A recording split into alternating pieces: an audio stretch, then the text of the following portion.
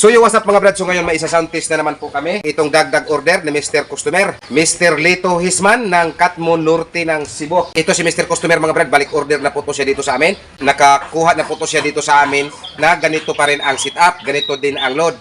So yan, at sa hindi pa nakalam kung ano po ang nakaload dito, ito po pala ang nakaload sa kaniyang sub, ito po ay GS12. At ito naman kaniyang made, ito po ay PE12600. At ito naman kaniyang high, ito po ay BCS 450 na Broadway po ang brand.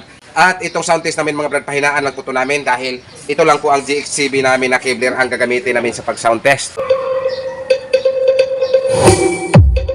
Yeah, CR, rock, get it.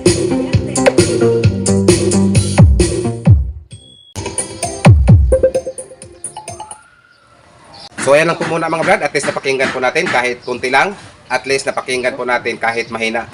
So another video, another delivery na naman po tayo ngayong araw na to mga brad, April 30, 2026. So ayan, shout out Mr. Customer, Mr. Lito Hisman ng Katmon Norte ng Cebu. So ayan na po ang dagdag order to by to sit up mo sir. Ito si Mr. Customer, balik order na po to siya dito sa amin. Yung una niyang kuha dito sa amin noon, loaded din. Ito loaded pa rin. Ganon pa rin ang sit up, ganon din ang nakaload.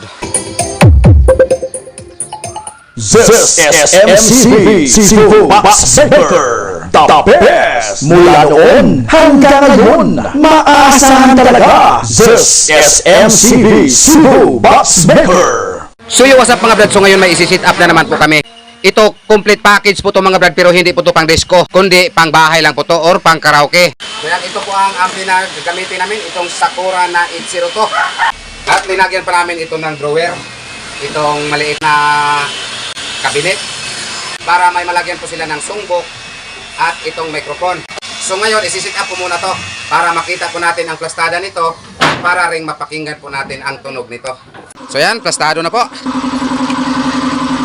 Ito po ang integrated na amplifier mga brad, itong Sakura na 80 to, at ito po ang Mega Pro na player.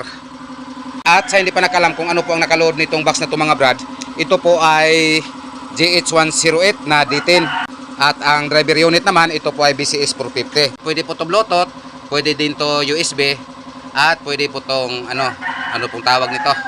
Saan tayo sukot isipan sa araw at gabi, ikaw ang dahilan.